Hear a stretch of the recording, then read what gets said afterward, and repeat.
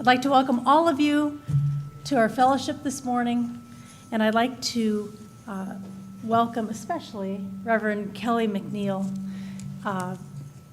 She is the Minister of Congregational Life at the First Unitarian Universalist Church of Columbus. She also has the distinction of being a longtime friend of Walter's from Richmond, Virginia. Walter was there at her first sermon, and we are very pleased to have her address us later on this morning. The Unitarian Universalist Fellowship of Wayne County is a diverse congregation, and it welcomes you as you are, regardless of your age, your ethnicity, your race, sexual orientation, gender identity, economic status, or physical ability.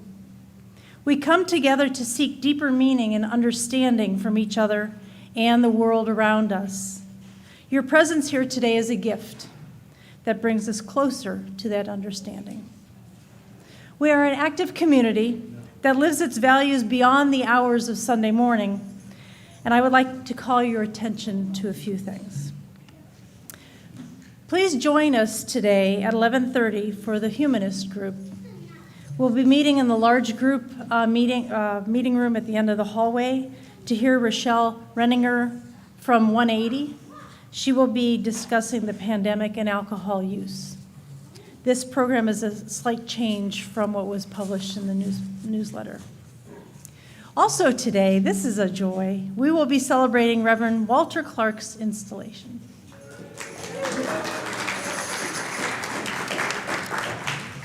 Please join us at 3 p.m. for the installation service, and a reception will follow.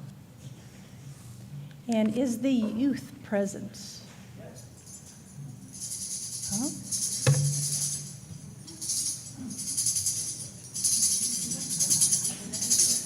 I just can't wait to have my sax, tambourine, uke combo play at Cocoa House next week, in 2 weeks. No, hold up, Peg. No.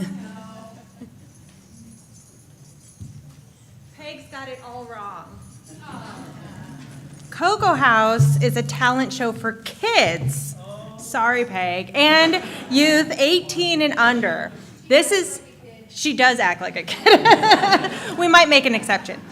This is a time for kids to show off their talents. They can sing songs, play instruments, tell a story, do a dance, a joke, whatever they want to do. And the best part is, anybody who performs gets tickets to win fabulous prizes, like this. Thank you, Kay, for donating. And this. So you all want to sign up soon. Stop down at the youth room, pick up one of these forms, or let me know to put you on the schedule. And we hope, me and the youth hope to see everybody at Cocoa House on March 25th. Thank you.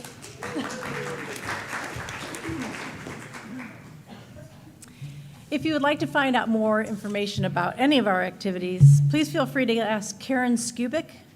And Karen, there's Karen over there. She is our membership coordinator.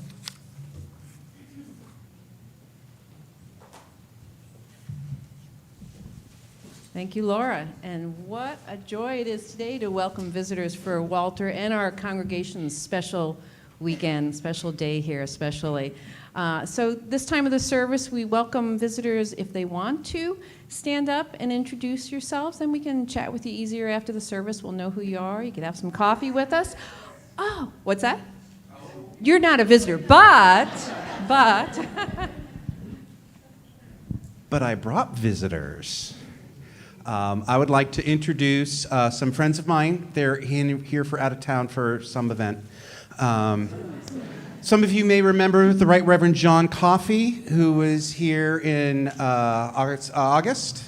I also have my friend from Salem, Massachusetts, the Right Reverend Elizabeth Ide, and her friend Emily, and I forgot your last name.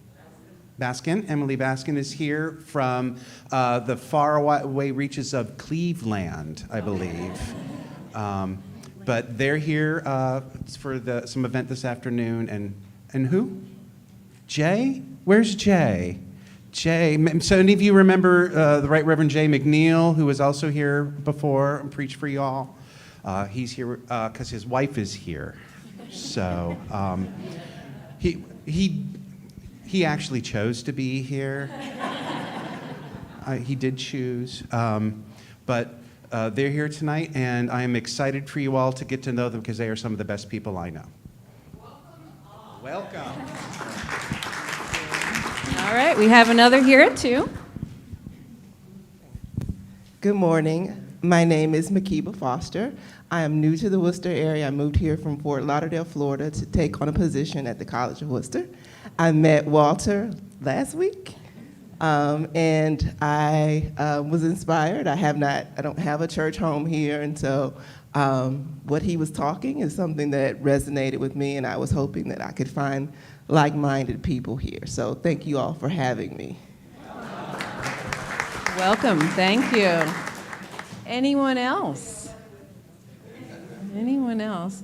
Well, and it's also always nice to see some folks we haven't seen in a while. Michael and Anne-Marie, it's great to see you guys here. Anyone else? I think that's it. All right, thank you all for stepping up.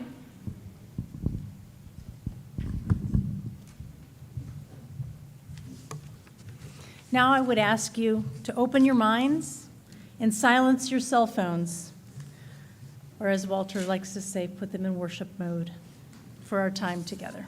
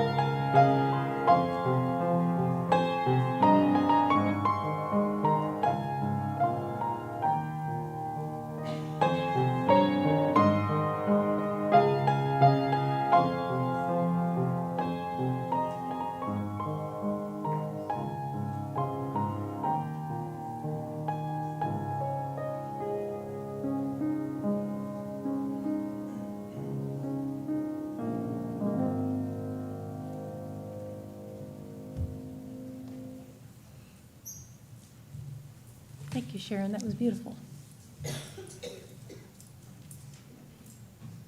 We gather together here now. Can I help you? Well, yeah, I'm supposed to be up here for a brief minute. I'm for the committee, the stewardship.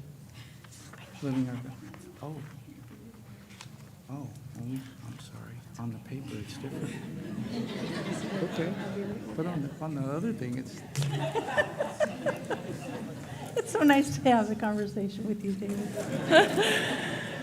We gather together here now, summoning our courage to be. We gather, bringing our wariness and our energy. We gather, bringing our wariness and our visions. Like trees in rocky places, our roots clutch. What we find is each other, holding tightly. Courage is not certitude. Courage is not assurance. Courage is the willingness to join in the attempt, to join in the unlikely and even the impossible. Courage is a choice. Courage is a way of knowing. Courage is a way of joining together. Courage is knowing that together we will do what none of us can do alone. Let us now rise and bow in our spirit as we sing our opening hymn, I Know I Can. The music can be found in the Teal hymnal, number 1015. We're all going to learn this together.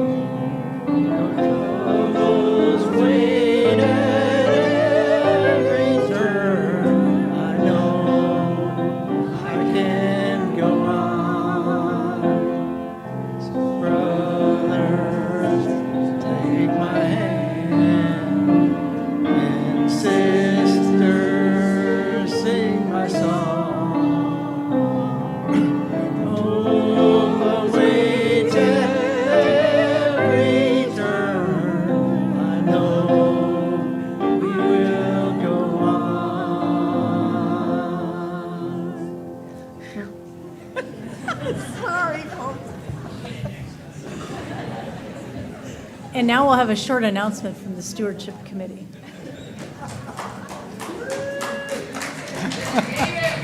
Hey, yeah. Well, Kat kept asking me what I was going to write down, and I didn't, of course. But we're just talking about the things that we do in our community that take our values out in the rest of the community besides in here. I do a few different things just like a lot of people. Most people here I know don't look for praise, or they do what they do because they care and they want the community. They want to be part of the community they live in. So they try to live their values, not just here, but out there. And y'all are the ones that inspire me. I mean, not that I didn't do things before, but I do more now. And we go to the square, Black Lives Matter, because we care about other people that maybe don't get a fair shake. We know they don't get a fair shake because of the color of their skin, or maybe they fly the rainbow flag. We don't care because we do care. We don't care what. And I just do what I think is right the best I can. I'm going to slip and fall, just like we all do. And I've got friends help me get back up and help me help other people. But it's so I can live in the world that I want to live in, not the world that I do live in. That's it. Thank you.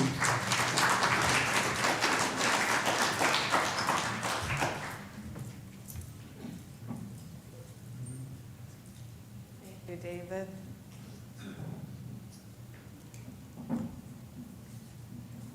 I'm Jenny Papp. I'm the Director of Religious Education in this congregation. And right now I want to take an opportunity to invite anybody who would like to be a little closer for our time for all ages this morning. You can come on up. There's more seats in front. You can sit on the floor. You can come on up on the chancel. Whatever you would like to do. Welcome. Once upon a time, there was a tiny, itty-bitty, eensy-weensy, little small god named Tiny. And Tiny had grown up and lived hundreds of years hearing all the stories about all of the big gods. The big gods this, the big gods did that, blah, blah, blah. And admitted she was a little jealous about it. Not proud to be jealous, but a little jealous about it. Tiny wanted to figure out what was her special spark. What would make her God-like life, her God life, have some sort of meaningful existence. So after watching the humans for hundreds of years, she thought that she had figured it out, something that just might work. Really good idea. Are you ready for it? Okay, it's a big lead up. You are not alone. That was Tiny's big idea. So what Tiny decided to do was to take the form of a little light breeze. And every night, Tiny, or evening, while people were getting ready to go to sleep, Tiny would go all around and tell every person, you are not alone. You are not alone. Oh, people loved it. It was perfect, because who doesn't want to hear that? Pretty soon, Tiny was comforting people all over. Every evening, whispering it into their minds. It was so light.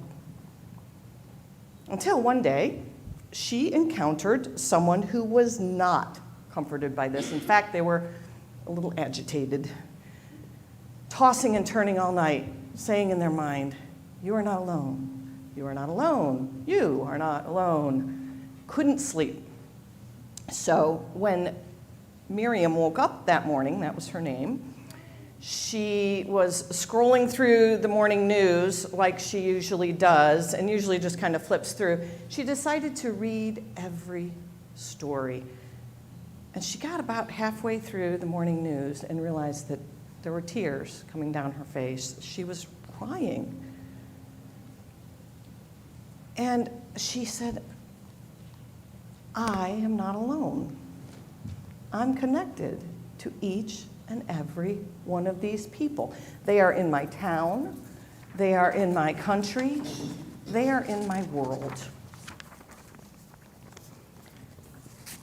And I can help them. They love their children like I love my children. They get scared sometimes like I get scared. They get hurt sometimes just like I do. I can help. Tiny was kind of surprised. She didn't realize that people were thinking that way or anyone would think that way, so she decided to follow Miriam around to monitor this interesting development. And she watched Miriam one day when Miriam was going to a meeting online. And at the beginning of the meeting, she and her coworkers were talking about a law that they wanted to have passed.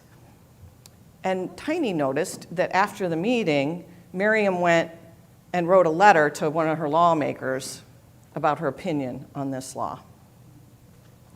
She noticed later that when Miriam went to the grocery store, Miriam picked up a few extra groceries and she dropped them off on her neighbor's porch with a cute little note.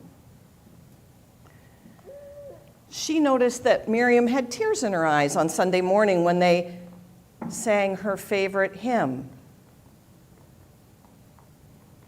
And when they did the offering for the special offering that morning, she put a little bit extra in the offering basket that morning for that. Miriam wrote postcards to her friends. She waved at the dog walkers as they were going by. She put lights in her windows to kind of brighten up the neighborhood a little bit. But most importantly for Tiny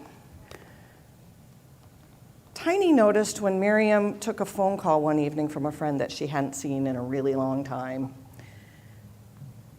And his voice was pretty shaky when he started out the phone call. He says, "Not doing very well. I really need someone to talk to." And he started explaining what the troubles in his life were. And then he started crying. He couldn't even talk anymore. Miriam took a seat in her favorite chair, and she said to him, "I'm here. Take as long as you would like. I'll stay on the line with you. You're not alone. I am here." I am here. Tiny heard those little words echoing. I am here. You're not alone. Can you say that with me? You are not alone. I am here. Yeah. And Tiny realized that her message was really nothing without Miriam's helping hands, loving heart, and generous spirit. And Tiny then knew that she had what she wanted. She had that thing that the world needed more than anything else. They needed her message and helping hands. Excuse me. Loving hearts and generous spirit. Well, pretty soon, Tiny was comforting people all over the world. Every evening, she took the form of the breeze and whispered it into their minds. Every morning, she started doing it. Every night, she started doing it. Pretty soon, that's all she was the breeze. Saying that message. You are not alone. I am here. Say it with me. You are not alone.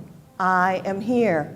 When people would leave water bottles in the desert for people who were traveling through the desert, you are not alone. I am here. At the bedside of a dying person, you are not alone. I am here. In the jail, in the sanctuary. Whether we're separated or together, you are not alone. I am here. May it be so. We are so blessed to have the children with us in this first part of the worship every morning.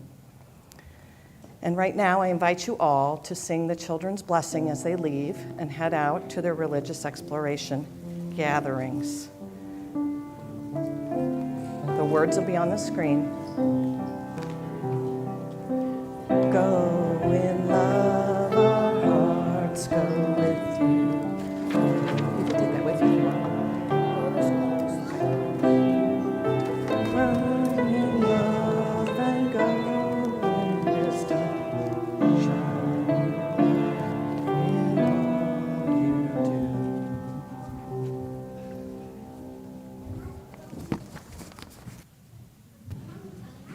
Just like Jenny's story, it has been said that faith without works is dead.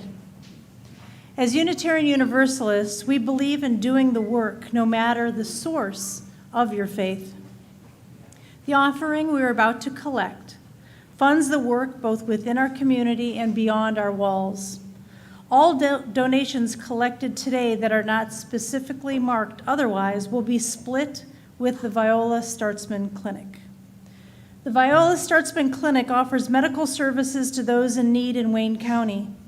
Those services include primary care, dental, and mental health, just to name a few.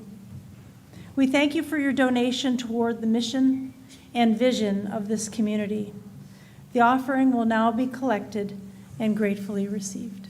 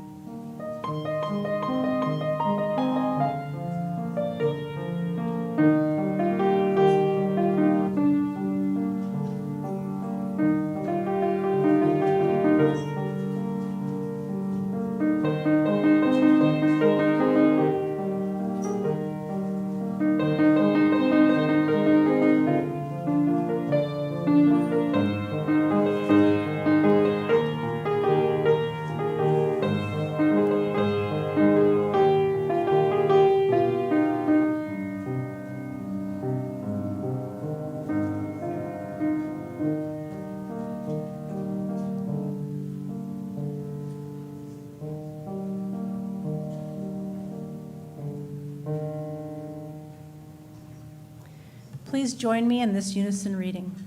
The words are on the screen. Let us be grateful when we are able to give, for many do not have that privilege. Let us be grateful for those who share their gifts with us, for we are enriched by their giving. Let us be grateful even for our needs, so that generosity of others.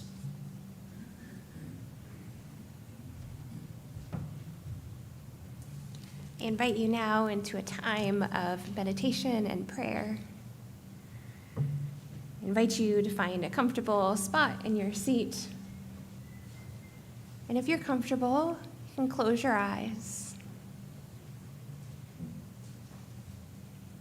We take a deep breath in together, breathing in love, and breathing out peace. One more time, breathing in love and breathing out peace. I pray this day for the courage to be humble in the face of inequity and pain, to know that the power has been given me to make a difference, although not to end all suffering or to save all the whales that populate our days.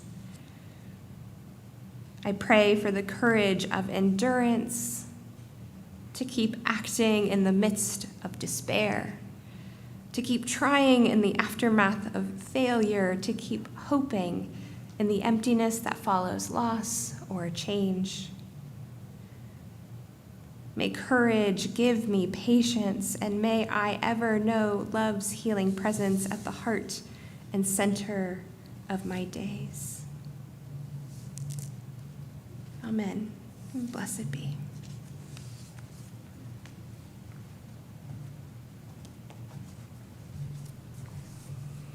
This morning's reading is Go Boldly by Jean Olson. May you be brave enough to expose your aching woundedness and reveal your vulnerability. May you speak your deepest truths, knowing that they will change as you do. May you sing the music within you, composing your own melody, playing your song with all of your heart. May you draw, paint, sculpt, and sew, showing the world your vision. May you write letters, poetry, biographies, slogans, graffiti, the great novel, laying bare your words to love and hate. May you love even though your heart breaks again and again. And until the end of your days, may your life be filled with possibilities and courage.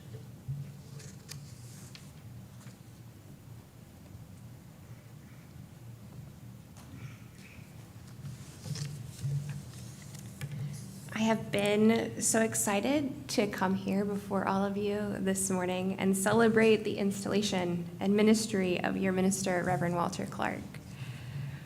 Walter and I were interns at the same congregation in Richmond, Virginia. And as I prepared to speak to you all this morning, I spent some time reminiscing and trying to think about all of the funny stories I could tell to try to embarrass him.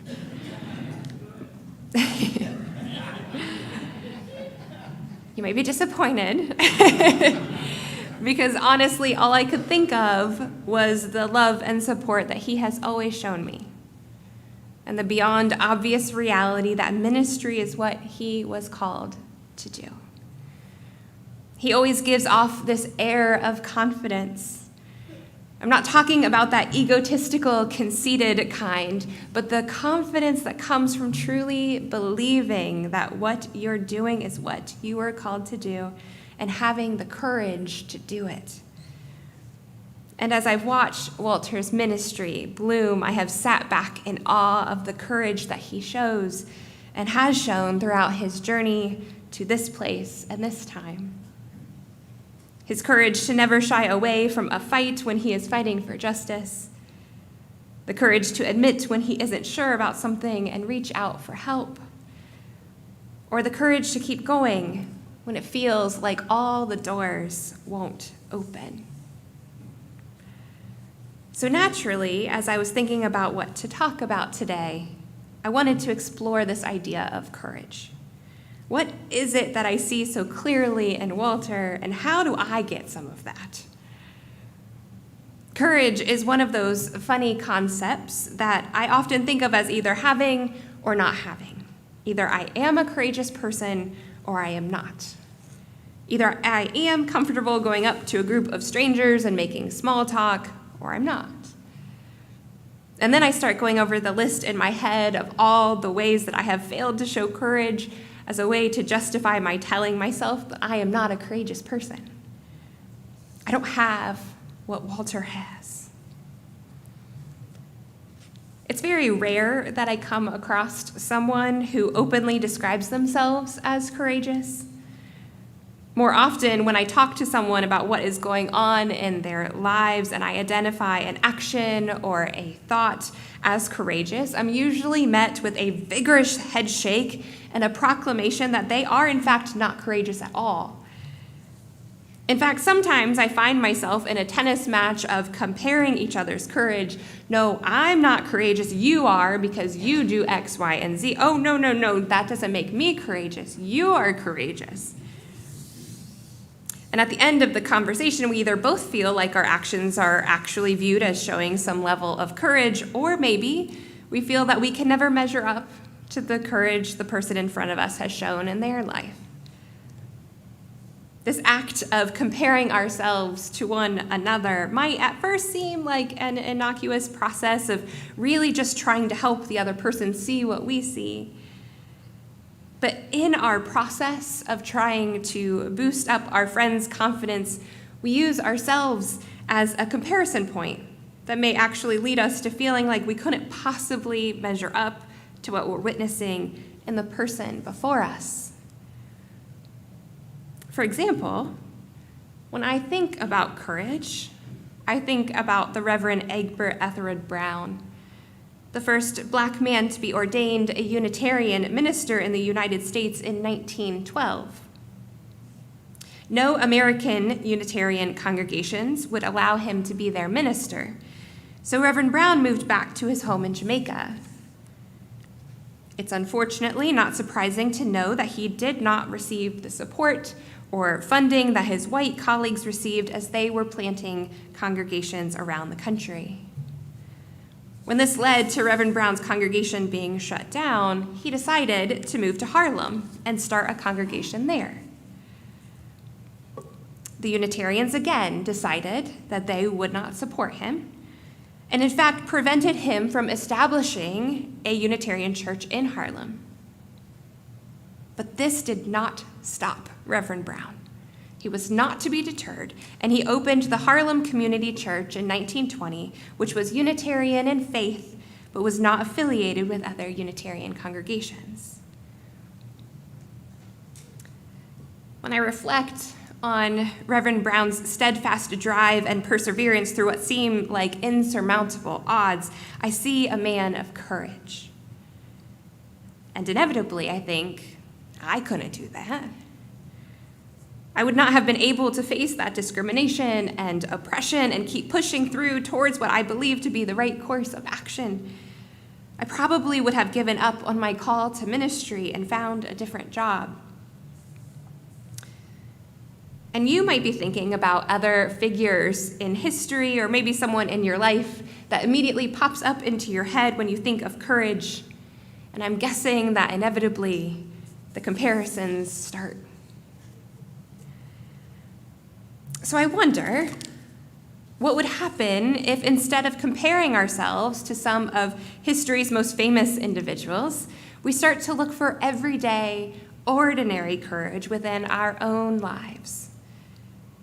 What would change within ourselves? What attitudes could we start to change? What feelings and values could we begin to associate with who we are and what we are capable of? What would happen to communities like this one if it were full of people who started to see that everyday courage in their lives? You see, courage is not something that you either have or don't have. It's not something that someone can just wake up and find greeting them on the other side of the bedroom door in the morning. Courage is work. Courage is a spiritual practice. Courage is something that sometimes helps us confront abuse and fight to stop harm from happening, but most often, courage is what helps us go through our day and live our lives. In Unitarian Universalism, we are encouraged to continue growing spiritually. In fact, this is so important to our faith that it is one of our principles which we hold as strong values and moral guides. Spiritual growth takes a whole heap of courage. It means we have to think about what we believe, why we believe that, and then question if we should believe that. Spiritual courage helps us ask the big questions. It helps us make decisions in our lives and attribute value and worth. Spiritual courage helps us identify where we might be wrong, where our beliefs may not correlate with our actions. Identify those places where we have sat for too long on the sidelines and watched harm being done that is counter to who we are and what we say we believe. And it even helps us in our discernment of whether or not we can stay in a particular situation. Like all spiritual practices, the spiritual practice of courage takes practice. Some of us have been trained and taught to make ourselves small, not take up much space, not highlight something we are good at for fear of being called narcissistic. But valuing our self-worth, reminding ourselves that we are capable and courageous beings is not narcissism. It's saying, this is who I am. I am a person of worth. I am a person of dignity. I am a person who bravely goes out into this world that fights so hard to tear me down, and instead I choose to put good into the world. Now, I'm not asking us to be able to go out these doors in a couple of minutes and feel magically transformed. What I am saying is that it is within our power to go out those doors and practice courage. Reflect on our days and find the little places where we showed courage. Maybe it's in catching a spider on your own instead of yelling for your partner. Maybe it's in standing up for yourself when you're being mistreated. Or maybe it's simply in getting out of bed this morning when it would have been so much easier to stay there and pretend like the outside world doesn't exist. Whatever starting place you find yourself is beautiful and exactly where you are supposed to be.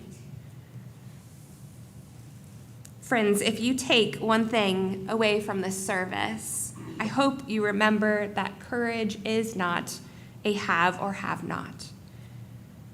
Courage is something that is built within each and every one of us. It might not be at that level that we wish that it were, but as Unitarian Universalists, we understand that we grow and we learn and we practice patience with ourselves and with others. We know that sometimes we have to sit in the discomfort and trust the process that leads to growth and renewed energy.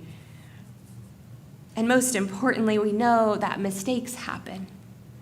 But it is in the ways that we respond to those mistakes that help us grow and learn. You can't practice courage without making mistakes.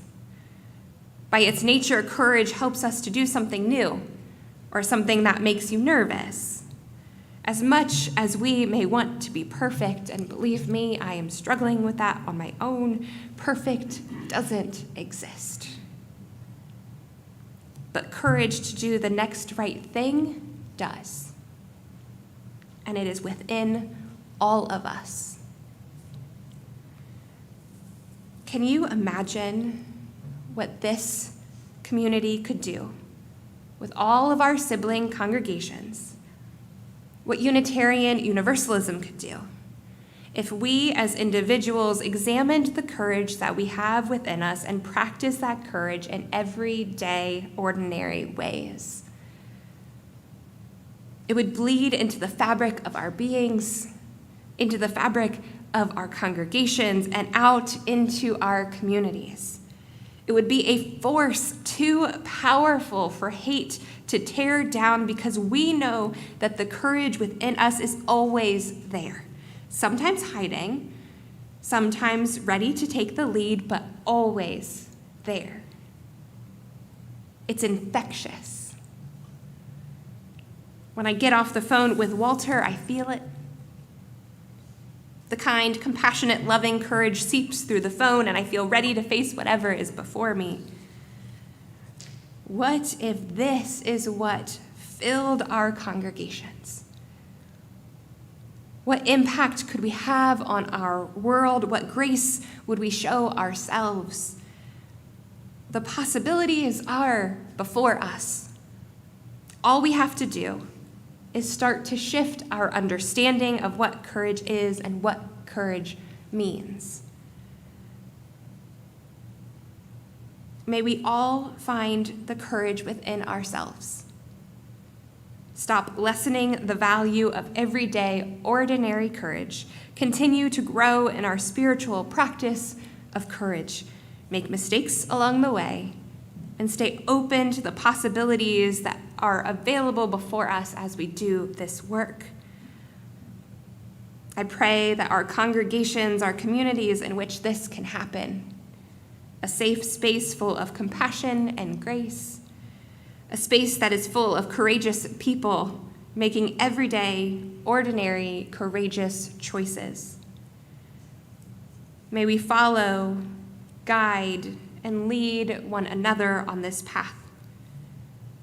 That is who we are as Unitarian Universalists, and that is this community. May it always be so.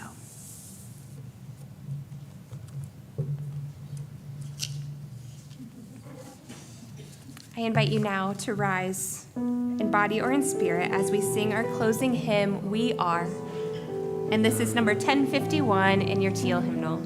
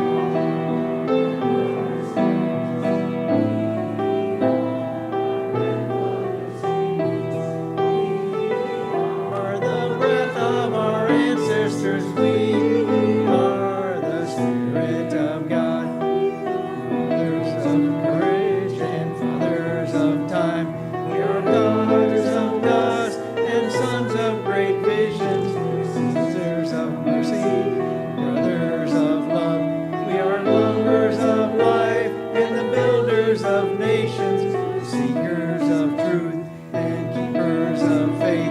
We are makers of peace and the wisdom of ages. We are the grandmother's prayers, and we are our grandfather's dreamings. We are the breath of our ancestors. We are the Spirit of God.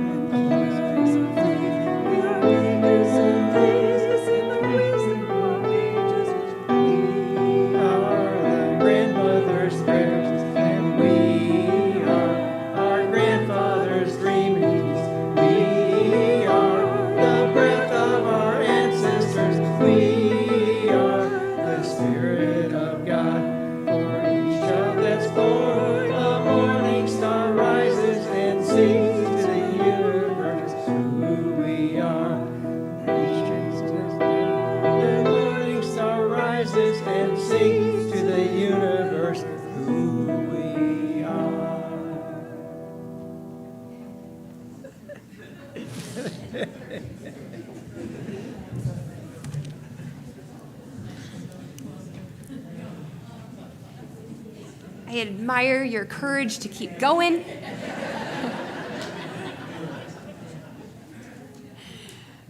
Friends, as you leave this place, I hope that you remember that you have this community before you. We get the opportunity to celebrate something that congregations don't get to do very often this afternoon in our installation of Reverend Walter Clark. And I hope that this is an opportunity for you all to imagine the future of this congregation. Imagine what you want it to be. Imagine where courage plays a role. I wish you all a wonderful, wonderful break in between the two services. May it be so.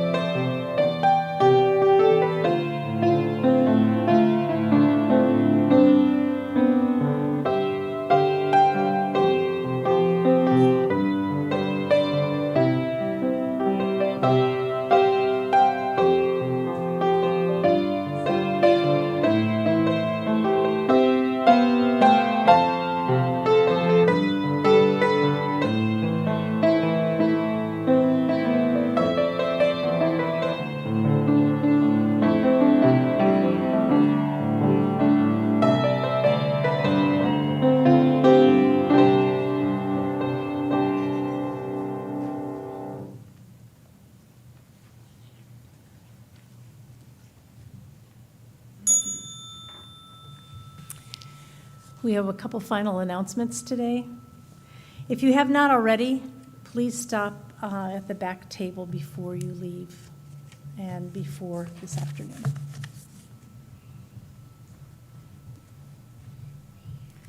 This is a little bit of a sad announcement, as one of our beloved and longtime members is moving. But at the same time, we're happy for Helen Ostmiller. You want to wave your hand there for a second, Helen? Thank you. And her husband, Ken, they're going to be moving to Wake Robin. It's a life plan community in Vermont. And they're moving on March 14th, so pretty soon. But they'll be close to their adult children and their families. So that makes it a happy announcement as well. Those of you that know Helen know that she does not seek attention or recognition. So I knew I should first get Helen's blessings on publicly sharing a little bit about her with all of you. In her response to me, she of course turned the attention around to all of you, and she said, I've been only one small link in the fabric of members and friends who contribute and care so much here. She continued, as I look back to what I've done at the UU, I think first of the people I've had the pleasure to work with, like working on facilities with Jean Myers was always a joy. Ruthie shared her interests, skills, and commitment to our gardens as well as her friendship. I got to know Joanne Schroeder well as we worked on policy governance, and of course Maddie and so many others working hard on marriage equality. Years ago, I met regularly with Ann and Elaine, loving their thoughtful and creative approaches. There are so many I am not naming who I appreciate too, Helen said. So when I spoke to some of these folks and others about some of the specific projects that they worked on with Helen, I realized what a Renaissance woman that Helen really is. So for example, that name tag rack back there, that's showing Helen's carpentry skill. She made that, and then she added on more rows when we grew. Helen and Jean did a lot of the finishing touches all through the building, and Ann Wilson said that the building was, this was back in 2005, the building was pretty bare when we moved in. If they, referring to Jean and Helen, if they didn't actually build something, they were involved with the planning to make it happen. Shelves, cupboards, you might remember the old library, some of you, Helen built those cupboards in there, and the shelves. Coat hooks, painting, etc. Helen and Jean created the first facilities notebook and maintenance schedules, plus they scheduled the volunteers needed to clean the building before we had someone to do so. Then looking outside the building, she took turns mowing the lawn, adopted a landscape bed on the south side of the circle, and I would often find her here on really hot days. She'd be out there weeding and watering, and when a lot of people wouldn't be able to handle that heat out there, and planting, of course, too. And everything Helen did wasn't just physical. After Joanne Schroeder commented on how Helen is an avid gardener, hiker, birder, baker, and more, Joanne noted that one of the longest projects they worked on together, and with the help of others and input from others, was policy governance. This is for our fellowship and the whole UU organization. A lot of them were switching over to that at the time. And Joanne said, we spent many countless hours together and apart, writing, brainstorming, and rewriting until we thought we had it, and then we do it all over again. Then there's the work Helen continues to do further outside our fellowship. I'm sure many of you have seen Helen's email alerts encouraging us to contact our congressional representatives when an important LGBTQ rights bill was going up for a vote. And on this topic, Maddie Noble added, Helen brings her amazing organizational and research skills to the struggle for LGBTQ rights, but it's the love in her heart that powers it. Helen is moving away to be with family, Maddie continues, but her spirit and passion for social justice will remain and inspire us. In case you don't have a chance to talk to Helen today, I do have a card out there for you to sign, and it'll be up there for a couple more weeks, and I think Reverend Walter wanted to say a few words too, and then Helen is just gonna get an opportunity to speak as well. So thank you for sticking around a little longer for this important event. Why don't you come? Hello? May I? There we go. Helen, why don't you come on up here?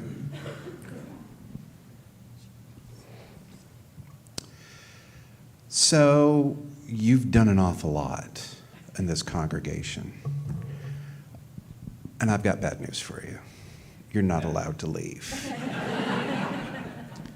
You see that name tag? I want to focus on that name tag rack for a second.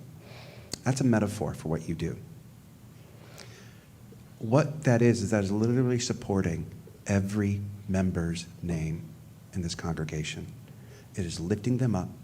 It is making sure that they have a space. Is your name on that? No, is literally like on the, so nobody knows you did that until like 5 minutes ago, unless you know. So it's not about you putting up that space. It's about that space being there. That was what's important. You will never leave this congregation. All of the actions, all of the policy, all of the love, all of the things that this community has done has been influenced by you. And others. You are not alone in this. You are not alone in this. But this is an opportunity for us to recognize that you were a part of something larger. And isn't that always what we aspire to in this congregation, in this faith? You are living our faith in such a broad, beautiful, and lovely way, Helen. I know wherever you go, you are not going to stop being who you are, and you are a blessing to everyone and everywhere you go. Thank you for all that you do, Helen.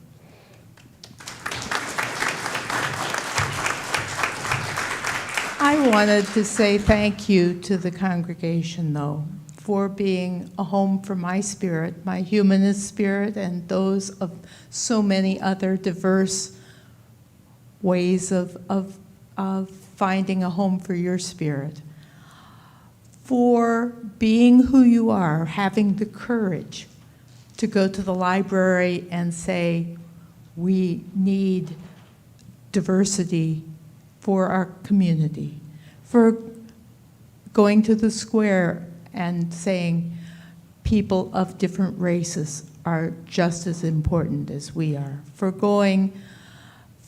helping with LGBT equality, justice, equality, for helping those in need, whether it's baking a cake for those at 180, so many things that so many of you do, and it's just been a joy to be a part of that and to help make that happen for everybody and for the community. And remember that although Wayne County is in our name as a fellowship, we also serve people in parts of Medina County, where I live, in Ashland County, in Holmes County. So we are even bigger than just Wayne County. So thank you for being the home for me, for being a community that supports each other, and for being such an important voice for justice. Thank you.